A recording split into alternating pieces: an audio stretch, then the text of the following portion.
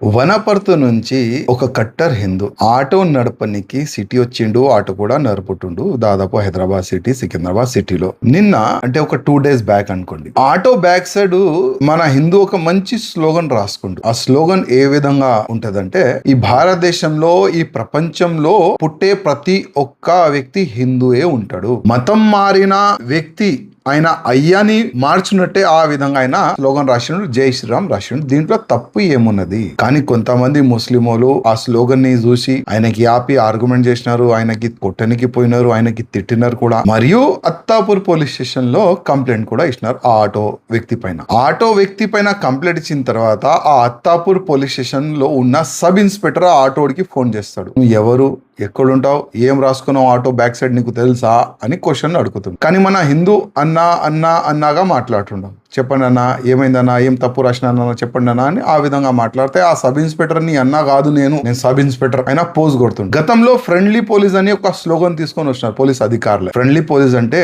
మంచి పదాలు వాడు, కానీ సబ్ ఇన్స్పెక్టర్ కి అన్న ఆ పదం నచ్చలే. ఈయన హిందూ ఉన్నాడా, క్రిస్టియన్ ఉన్నాడా, ముస్లిం ఉన్నాడా తెలియదు. కానీ ఆ విధంగా ఆయన మన హిందూ ఆటోడికి జవాబు ఇచ్చిండు. ఓకే, అయిపోయింది. కానీ ఇవాళ 5 times నమాజ్ చదువుకుంటారు. నమాజ్ చదువుకుంటే కూడా మాకు అభ్యంతరం లేదు. కానీ ఆ నమాజ్ లో ఆ పదాలు ఏ విధంగా వాడుకుంటారు వీళ్ళు? ఈ ప్రపంచంలో అల్లా ఒక్కటే, ఈ ప్రపంచంలో ఏ దేవుడు లేడు అని ఆ విధంగా ఆ పదంని వాడుకుంటారు. మళ్ళా ఇదే పోలీసు వాళ్ళకి దమ్ముందా పోయి ఆ నమాజ్ ఆపి ఆ మౌల్వి గాని ఎవరైనా ఆ అలాస్మెంట్ చేసే వ్యక్తి పైన కేసు బుక్ చేసే పోలీసు వాళ్ళకి దమ్ముందా అడుగుతున్నా. కేసు పెట్టే దమ్ముందా అడుగుతున్నా. ఫోన్ చేసి బెదిరించి అట్లాంటి పదాలు వాడతారు కదా వీళ్ళు, అది వాడే దమ్ముందా అడుగుతున్నా.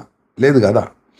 ఎందుకంటే హిందువుల పైననే దౌర్జన్యం చేయాలి, హిందువులకే ఒత్తాలే. ఇదే కదా మన పోలీస్ డిపార్ట్మెంట్లో ట్రైనింగ్ ఇచ్చేది ఇప్పుడు. ఇదే కదా, హిందువుల్ని ఒత్తాలి, హిందువుల్ని కొట్టాలి, హిందువుల పైన కేసులు పెట్టాలి, హిందువులకి జైలుకి పంపించాలి. ఇదే నేర్చుకున్నారు మన పోలీసు వాళ్ళు.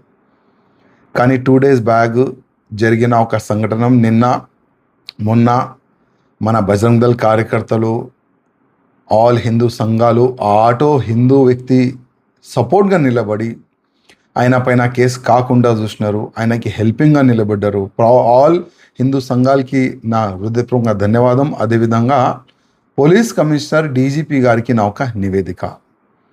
స్లోగన్ ఏం రాసిండి, ఏంది, దానికి అర్థం చేసుకొని ఈ సబ్ ఇన్స్పెక్టర్ పైన యాక్షన్ తీసుకోండి. మీరు ఆ ఆటో వ్యక్తిని ఆపే ఆ వ్యక్తులు పైన మీరు యాక్షన్ తీసుకుంటారా? చూద్దాం.